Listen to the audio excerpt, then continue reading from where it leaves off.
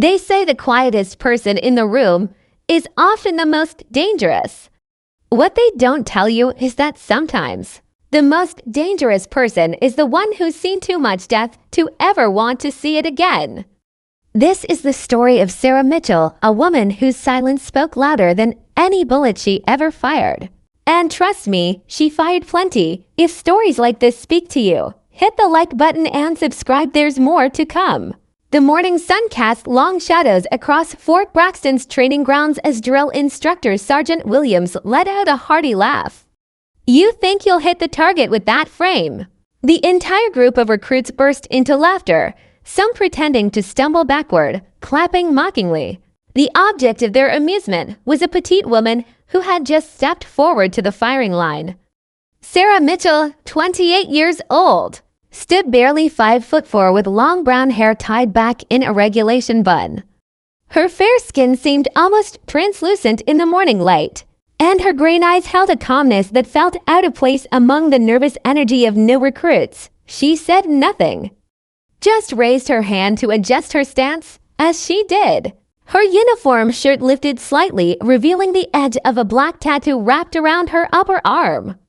A snake coiled around a bullet, with markings that most people would dismiss as artistic choice. But Colonel Adams, standing behind the group of observers, suddenly stopped breathing. He stepped back and whispered to his aide, "That's a black viper marking." Sarah had been at Fort Braxton for 3 weeks now, the newest recruit in the advanced sniper training program. From day one, she had spoken little, always arrived 30 minutes before anyone else, and had taken to cleaning rifles for the entire group without anyone asking. The other recruits had taken to calling her Little Miss Shot or the Extra, depending on their mood. During the first live fire exercise, Sarah hadn't shot at all. She had simply asked to observe, saying she wanted to better understand wind patterns and how other shooters managed their breathing.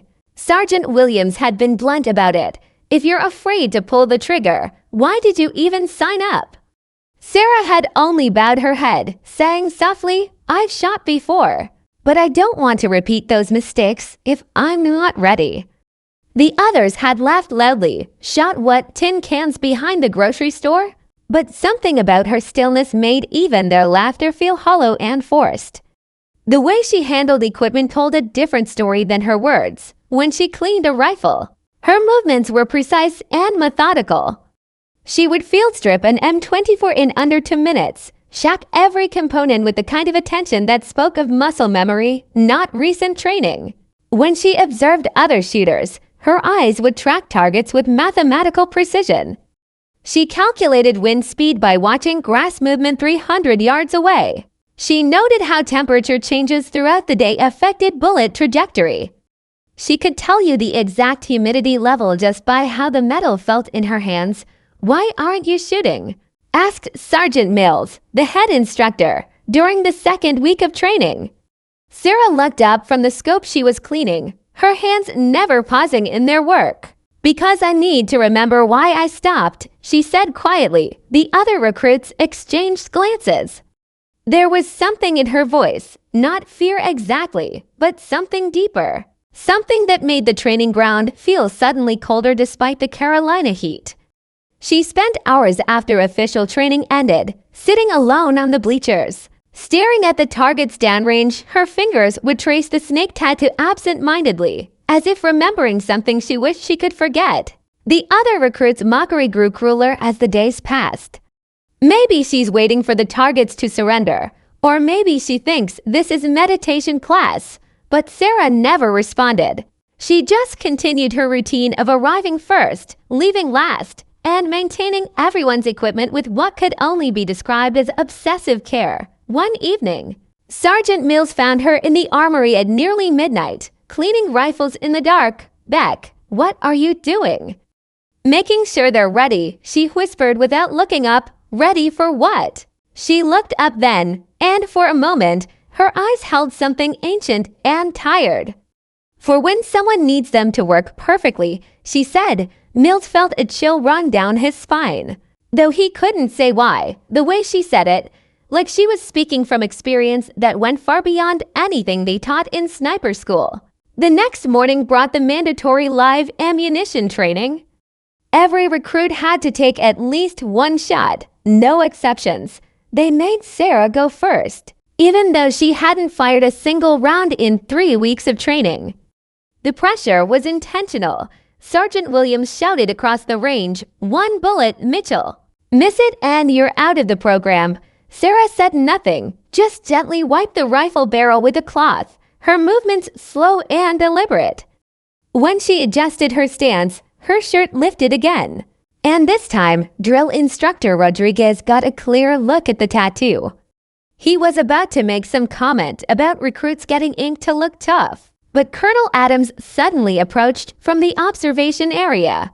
His eyes were strange, almost frightened. He bent down to look closely at the marking, then stepped back half a step and whispered to Rodriguez, "Stop the exercise." She was Black Viper. The instructors were horrified. One whispered back. But Black Viper was disbanded after the Steel Creek operation. Official records say no one survived. Colonel Adams looked at Sarah, who was still positioned at the firing line. Waiting for the command to shoot, she survived, he said simply. The training ground fell silent. Even the wind seemed to stop. Colonel Adams had been a young lieutenant during the Steel Creek campaign, a classified operation that officially never happened. He had read the after-action reports, seen the casualty lists marked Kia, body not recovered. Black Viper wasn't just any unit. They were the ghosts who operated in places where regular forces couldn't go. Urban warfare specialists. Each member was worth a platoon of regular soldiers. How many were in your unit? Adams asked quietly, his voice barely carrying across the now silent training ground. 12. Sarah replied, her voice steady but distant. And how many came back? She looked at him with those calm green eyes, and for a moment, Adams saw something that made his breath catch. You're looking at her. The other recruits had stopped laughing entirely. They didn't understand the significance of what was happening, but they could feel the weight of it. The way Colonel Adams' hands trembled slightly, the way the other instructors had unconsciously stepped back from the firing line. The BB-12 on your tattoo, Adams continued, his voice hoarse. That's your unit number, isn't it? Sarah's jaw tightened almost imperceptibly. No, sir, she said simply. That's how many I couldn't save.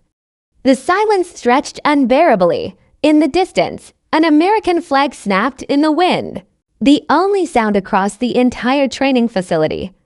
Sergeant Mills, trying to regain some semblance of control, cleared his throat. Beck, you still need to take your shot. Sarah nodded. But her mind was already elsewhere. Steel Creek had been supposed to be a simple extraction mission. Intelligence said one hostile sniper had an American diplomat pinned down in a government building. What they found instead was a coordinated ambush. 17 enemy combatants, including 3 trained marksmen, had turned the city block into a killing field. Sarah's unit had been inserted at dawn, expecting to be home by lunch. Instead, they found themselves in a 12-hour firefight that would haunt the surviving member for the rest of her life. She could still remember the faces of her teammates. Marcus Thompson from Detroit, who could make anyone laugh even in the worst situations. Jennifer Walsh from Boston, who carried pictures of her twin daughters in her helmet. David Chen from San Francisco, who was planning to propose to his girlfriend when they got back stateside. Maria Rodriguez from El Paso, who spoke 4 languages and could blend into any crowd. Each name was carved into her memory like words on a gravestone. The mission had started wrong from the first moment. Their insertion point was compromised. The building they were supposed to clear was actually a trap. Sarah had been positioned as Overwatch, 500 yards away in an abandoned office building, when she watched her team disappear into what should have been a routine building sweep. The radio chatter had been normal at first. Clear on the first floor, moving to second. Then the screaming started. Sarah had been trained to provide covering fire, to pick off targets that threatened her team, but from her position, she could see the entire tactical picture unfolding like a nightmare. Her teammates were being systematically hunted through the building by enemies who knew exactly where they were going. She took shot after shot, each one perfect, each one buying her team precious seconds. But there were too many hostiles, and they kept coming. Marcus went down first. Caught in a crossfire on the 3rd floor, Sarah's shot took out his killer a split second too late. Jennifer lasted until the 4th floor, fighting room to roam until she ran out of ammunition. David and Maria made it to the roof, where they held out for 3 hours before being overwhelmed. One by one, Sarah watched her friends die through her scope. Each death a failure she couldn't prevent no matter how perfectly she shot. The diplomat they were supposed to rescue had been dead for hours before they even arrived. The whole mission had been based on faulty intelligence, and 12 of America's finest soldiers had paid the price for someone else's mistake. Sarah had stayed in that building for 14 hours. First trying to save her team, then trying to recover their bodies, finally just trying to survive long enough to tell someone what had happened. When the extraction team finally reached her position, they found her unconscious from dehydration and exhaustion. Her rifle had been fired so many times that the barrel was almost too hot to touch. Around her position, they counted 43 empty shell casings. Sarah had taken 43 shots over the course of that day, and intelligence reports later confirmed that she had neutralized 37 enemy combatants.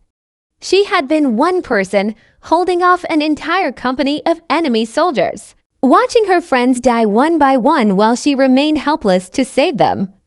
The official report stated that Black Viper had been eliminated during a classified operation. Sarah's survival was a state secret. She had spent 2 years in military hospitals, not for physical wounds, but for the kind of psychological trauma that changes a person at their core. When she was finally released, she had one request: to never hold a rifle again. The Army had honored that request, giving her an honorable discharge and a pension that would take care of her for life. But 3 years later, she had walked into a recruitment office and asked to be assigned to sniper training. When they asked why, she had given the same answer she gave to everyone who questioned her: "I need to remember why I stopped." The memories of Steel Creek weren't just painful. They were a weight she carried every day, a reminder of what happened when good people trusted the wrong intelligence, when soldiers died for missions that should never have been authorized. Sarah approached the firing line with the same measured steps she had used for weeks, but now everyone watched with different eyes. Her movements looked different too, not the careful, hesitant adjustments of a beginner, but the fluid, automatic motions of someone who had done this thousands of times under pressure that most people couldn't imagine. She positioned herself behind the rifle, and for the first time since arriving at Fort Braxton, her stance looked natural, like she was finally being herself. One of the recruits, a young man named Patterson who had been particularly cruel in his mockery, raised his hand. "Ma'am," he said, his voice smaller than usual. What was Black Viper really like? Sarah paused, the rifle halfway to her shoulder. She looked at the group of young faces, all watching her with a mixture of curiosity and fear. "Quiet," she said finally. "We were very, very quiet." Colonel Adams stepped forward, his face pale but determined. "Beck, or whatever your real name is, I need to know something. The Steel Creek operation. There was an American officer trapped in a building for 6 hours. Intelligence said he was rescued by a long-range shot from an unknown sniper. The official report was classified. But I always wondered... Sarah's finger traced the trigger guard slowly. "What's your question, sir? Were you the one who saved Lieutenant Colonel Adams that day?" Sarah looked at him for a long moment, and Adams felt his world shift. She knew. She had known who he was from the moment he stepped onto the training ground. "I didn't save you," she said quietly. "I just did what was necessary to get everyone home." Adams raised his hand in a strict salute, and one by one, all the recruits and instructors followed suit. But Sarah wasn't finished. The memories were flooding back now, memories she had spent 3 years trying to suppress. Steel Creek was supposed to be a simple extraction, she said. her voice carrying across the silent training ground. Intelligence said one hostile sniper. "We found 17. Colonel Adams' face went ashen. He remembered that day differently. He remembered being pinned down, his radio operator dead, ammunition running low, waiting for backup that never came. You were trapped in that government building for 6 hours, Sarah continued. 4th floor, northeast corner. You had a head wound, kept trying to call for backup on a dead radio." "How could you possibly know that?" Adams whispered. "Because I was in the clock tower, 873 yards away. I watched you through my scope for 6 hours. Watched you bandage your head wound with your sleeve. Watched you check your ammunition 17 times. Watched you try to signal for help with a mirror until it got too dark." The training ground was so quiet you could hear heartbeats. Adams felt his knees go weak. He had never known who saved him that day, had spent 15 years wondering about the guardian angel who had kept him alive. "I took out 11 hostiles before you even knew I was there," Sarah continued. "They had the building surrounded, planned to wait you out until you ran out of ammunition or tried to make a run for it. The 12th one. He had you in his sights when you tried to move to the window on the east side. That's when I took the shot, you remember." Adams was shaking now. He remembered that moment. Remembered the window exploding inward. Remembered the sudden silence that had followed. Remembered thinking that death had finally found him. "But our intelligence said there was only one sniper," Adams said weakly. "Your intelligence was wrong," Sarah replied. "It wasn't one sniper. It was a coordinated ambush. They knew you were coming. They had been waiting for days. Someone had leaked the extraction plan, and they used you as bait to draw my team into a trap." She turned to face the recruits who had been mocking her for weeks. "You want to know what Black Viper was really like? We were the unit they sent when everyone else was already dead. We were the ones who went in after the official missions failed." Patterson, the recruit who had been particularly cruel, spoke up. "But why didn't you tell us? Why let us think you were just another rookie?" "Because the moment you start believing your own legend, you're already dead," Sarah interrupted. "The moment you think you're special, you stop being careful. And when you stop being careful, people die." She had learned that lesson the hard way. Watching her teammates die one by one because someone had gotten careless with intelligence, because someone had believed their own propaganda about American invincibility. Sarah walked to the firing line, and for the first time in 3 years, she raised a rifle with purpose. "Colonel Adams, you said I saved you with one shot. That's not entirely accurate." The rifle cracked once, and downrange, the target split perfectly in half. The sound echoed across the training ground like thunder. "I saved you with shot number 473 of that day. The first 472 were practice."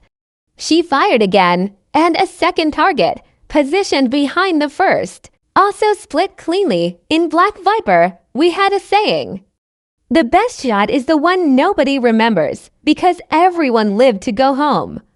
A third shot, and a third target, nearly invisible in the distance, fell. "But sometimes," she said, lowering the rifle, "sometimes people remember anyway.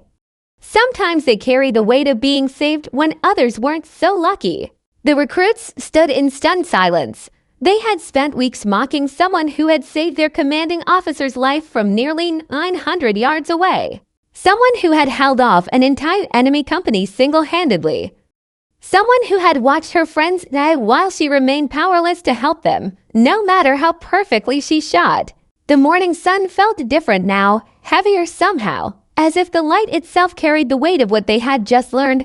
Sarah set the rifle down gently, her hands steady despite the emotional weight of what she had just shared. The silence that followed was different from the mocking quiet of previous weeks. This was the silence of respect, of understanding that they had been in the presence of something far beyond their experience. Colonel Adams approached slowly, his face still pale from the revelation of who had saved his life 15 years ago. "Ma'am," he said softly, "I need to know about that day." "All of it," Sarah looked at him for a long moment, then nodded. She had carried this story alone for too long, and perhaps it was time to share the burden. I was positioned in the clock tower at 0600, she began. My team was supposed to extract you by 80, simple in and out operation. But when we arrived, the entire block was wrong. Too quiet, no civilian movement, no normal city sounds. The building you were trapped in was supposed to be lightly defended. Intelligence said maybe 3 or 4 hostiles, probably untrained militia. What we found was a professional military unit that had been planning this ambush for weeks. They had snipers positioned on rooftops, machine gun nests in the surrounding buildings, and a kill zone that covered every possible escape route. You weren't just trapped, Colonel. You were bait. Adams felt sick. He had always suspected that something was wrong with that mission, but he had never imagined the scope of the setup. How many of your team made it into the building? He asked. Sarah's jaw tightened. All of them. They went in believing they were saving your life. Marcus took point, Jennifer covered the stairs, David and Maria swept the lower floors. They were good soldiers, sir. They followed orders and trusted their intelligence. Just like they were trained to do ... from my position in the clock tower. I could see the entire tactical picture. The enemy wasn't trying to kill you immediately. They were waiting for the rescue team to arrive so they could eliminate an entire American Special Operations unit in one coordinated strike. Your survival was secondary to their real objective, which was to capture or kill Black Viper. Sarah paused, her fingers unconsciously tracing the tattoo on her arm. I started taking shots at 0630, she continued. Long-range suppression fire to clear escape routes that my team might need. But there were too many hostiles, and they kept repositioning. Every time I eliminated one threat, 2 more would appear. I was shooting targets 800 to 1,000 yards away, trying to create safe corridors for my team while also keeping you alive in that building. The first 4 hours were the worst. I could hear my team's radio chatter, could hear them fighting floor by floor, room by room. Marcus went down on the 3rd floor, caught in a crossfire while trying to reach the stairwell. I had a clear shot on his killer, but I was a split second too late. Jennifer made it to the 4th floor, where you were, but she ran out of ammunition defending the hallway. David and Maria fought their way to the roof, hoping to signal for extraction, but they were overwhelmed by superior numbers. Through all of this, Adams realized Sarah had been watching through her scope. She had seen her friends die in real time, had been close enough to count the enemy, but too far away to help directly. The psychological weight of that kind of helplessness was something he couldn't begin to imagine. How did you stay focused? He asked. How did you keep shooting when you were watching your team die? Because stopping wouldn't bring them back, Sarah replied simply. Because you were still alive, and my job was to keep you that way until extraction arrived. Because every shot I took meant one less enemy soldier who could threaten other American forces. Because that's what we do. We complete the mission, even when everything goes wrong.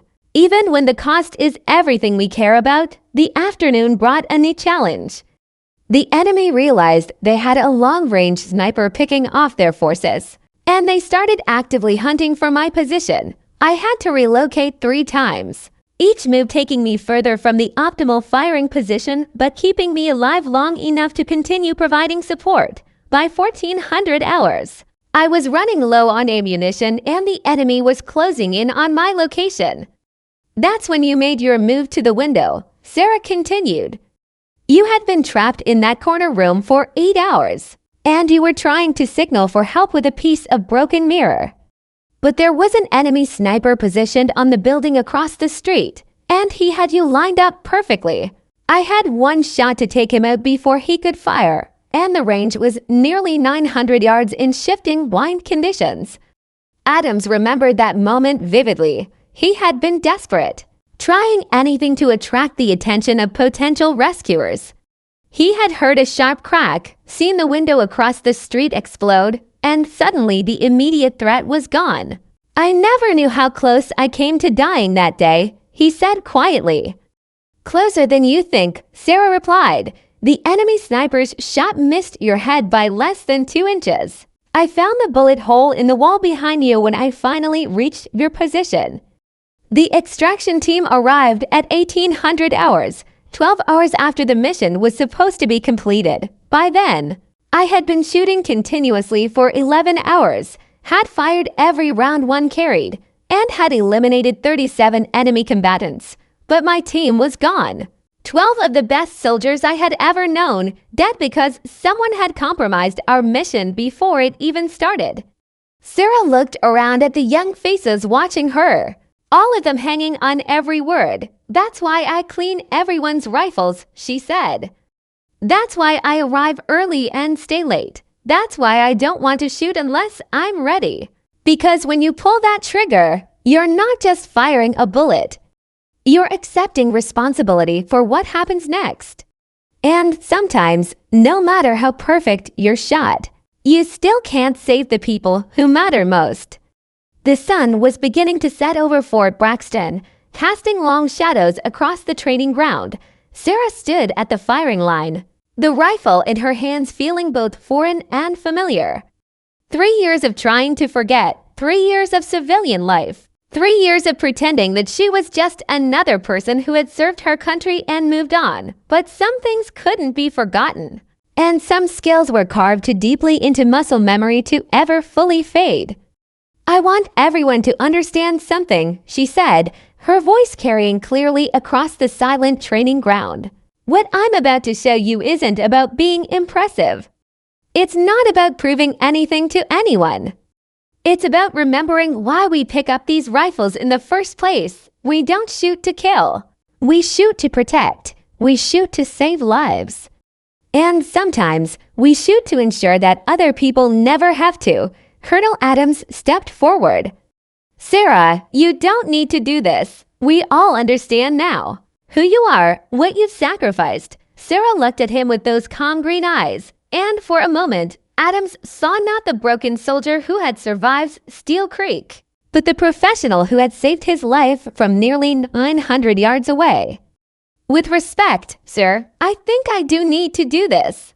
For them, she nodded toward the recruits, and for me. The first target was at 300 yards, a standard distance for basic marksmanship training. Sarah's breathing slowed, her stance settling into the position that had been drilled into her through thousands of hours of training and dozens of real-world missions. The rifle became an extension of her body. The scope an extension of her eyes. She fired once, and the target disappeared in a cloud of paper fragments. Bull's eye, dead center.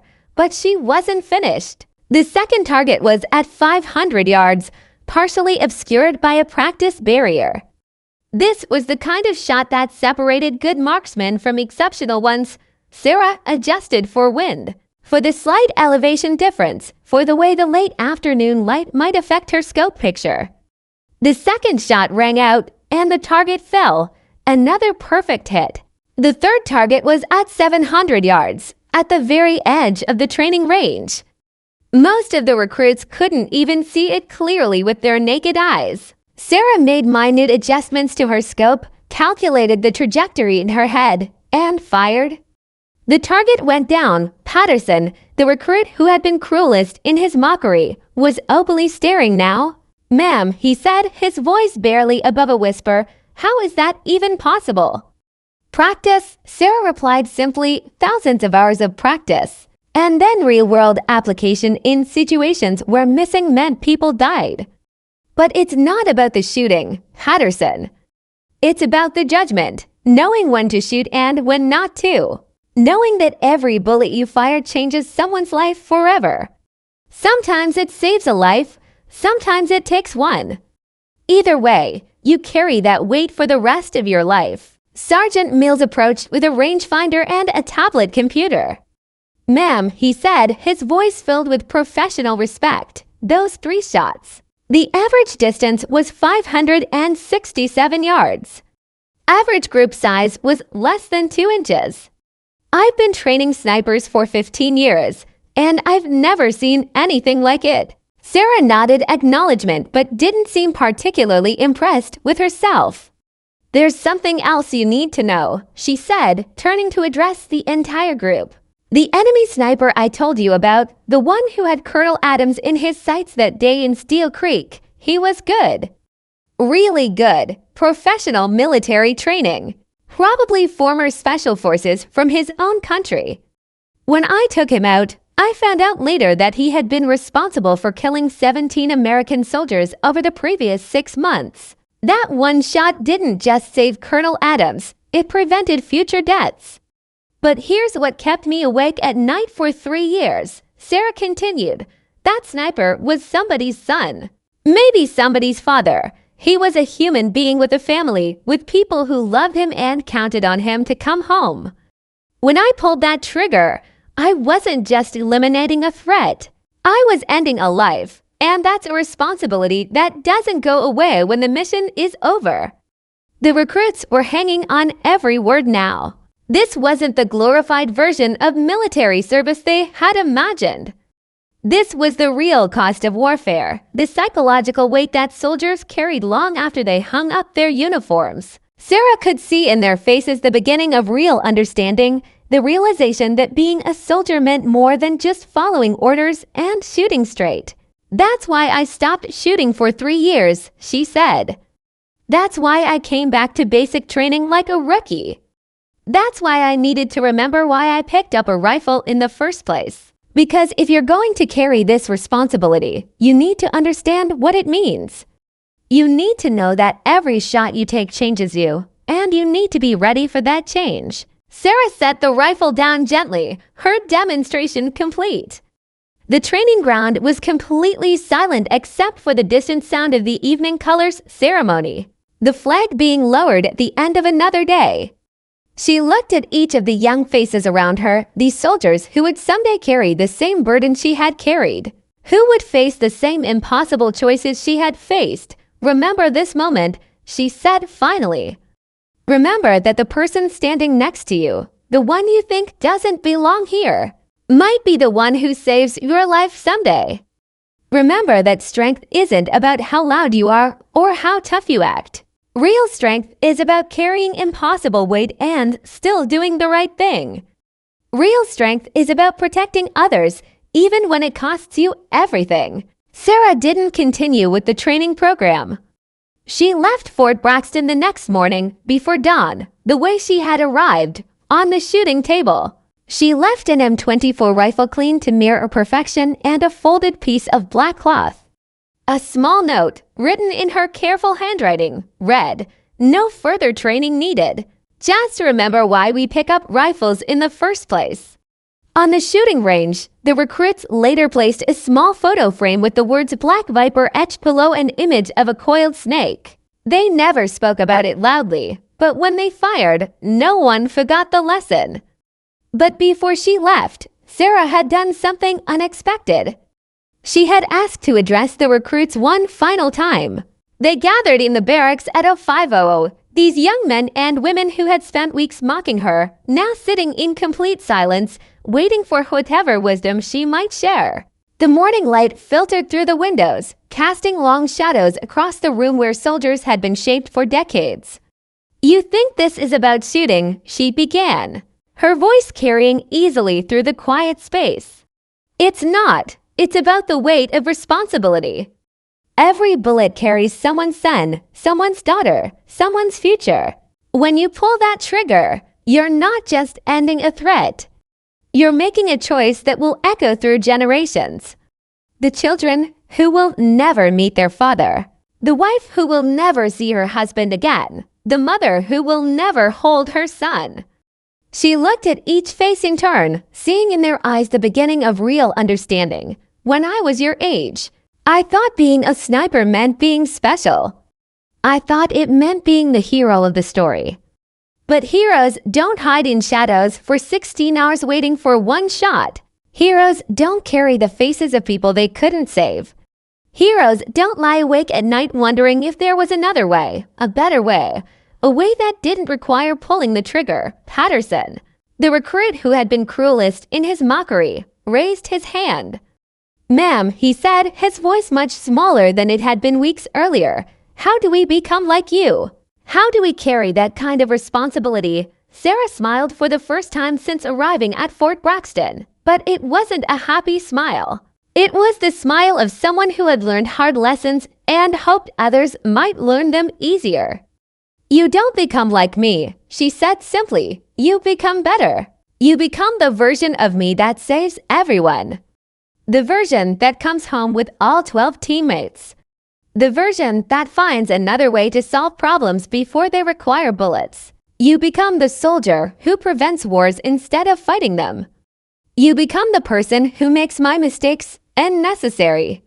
She stood to leave, then paused at the door. And you remember that the person sitting next to you, the one you think doesn't belong here, might be the one who saves your life someday. The quiet one who cleans your rifle while you sleep. The one who arrives early and stays late. The one who doesn't brag about their skills because they know the true cost of using them. Treat them accordingly. After she left, the recruits found that Sarah had left something else behind. On each of their bunks was a manila envelope containing detailed notes on their shooting techniques, personalized advice for improvement, and a training schedule that would push them beyond anything they had imagined. She had been watching them, evaluating them, teaching them even while they thought they were mocking her. At the bottom of each note was the same message, written in her careful handwriting. You're better than you think. Prove it, but prove it for the right reasons. Prove it to protect others, not to glorify yourself. Prove it because someone's life might depend on how well you prepared. Prove it because the person next to you deserves to go home to their family. Sergeant Mills kept those notes for years. When new recruits arrived and asked about the legendary Black Viper who had briefly trained at Fort Braxton, he would show them the notes and say, "She didn't come here to learn. She came here to teach." We were just too stupid to realize it at first. The lesson she left behind became part of the training culture at Fort Braxton. Respect for the quiet ones, understanding that strength comes in many forms. Recognition that the most dangerous person might also be the most reluctant to prove it. Patterson, transformed by the experience, became one of the finest soldiers in his graduating class. He carried Sarah's lesson with him through to deployments, always watching out for the quiet ones, always remembering that everyone had a story that deserved respect. When he eventually became an instructor himself, he would tell new recruits about the woman who had taught him the most important lesson of his military career, that true warriors are made not by their willingness to fight, but by their wisdom in knowing when fighting is necessary. The black cloth Sarah had left behind was eventually framed and hung in the instructor's office. Beneath it, a small plaque read, "In memory of Black Viper Unit, Steel Creek Operation." 12 went in, 1 came back. All gave everything. It served as a reminder that behind every quiet professional was a story of sacrifice, a burden of responsibility, and a commitment to something greater than themselves. Years later, when military historians wrote about the Steel Creek operation, they would classify it as a tactical success. One American officer rescued, minimal friendly casualties, mission objectives achieved. But the real story was never written in those official reports. The real story was about 12 soldiers who died believing they were saving one life, and one soldier who lived believing she had failed to save 11. Sarah Mitchell disappeared into civilian life after leaving Fort Braxton, but her influence remained. The recruits she had trained became instructors themselves, passing on not just technical skills, but the deeper wisdom she had shared. That sometimes the strongest people are the ones who carry their battles silently. That real heroes don't seek recognition, but hope they never have to prove why they deserve it. In a small town in Montana, a woman who looks remarkably like Sarah runs a youth program for at-risk teenagers. She teaches them discipline, responsibility, and the value of quiet strength. She never mentions her military service, never talks about the war. But sometimes, when the evening light hits just right, you can see the edge of a tattoo on her arm. A reminder of 12 friends who trusted her to bring them home, and the weight of being the one who survived. The teenagers she works with don't know they're learning from a legend. They just know that Miss Sarah believes in them, that she sees potential where others see problems, that she treats everyone with respect regardless of their background.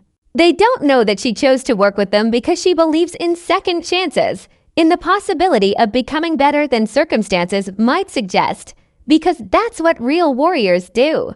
They don't just fight battles, they prevent them. They build something better from the ashes of what was broken.